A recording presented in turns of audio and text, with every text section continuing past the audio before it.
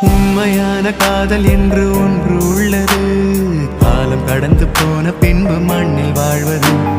காலம் எந்த கைப்பிடிக்குள் மாட்டிக்கொண்டது. காதல் என்னை விட்டு விட்டு எங்கு சென்றது. கடவுள் வந்து பூமி மீது வாழும் போதிலும் காதல் தோல்வியாகும் போது சாக தோன்றிடும். காதலின்றி பூமி மீது வாழ நேர்ந்திடும். கொஞ்ச நேரம் கூட நரகம் போல மாறிடும்.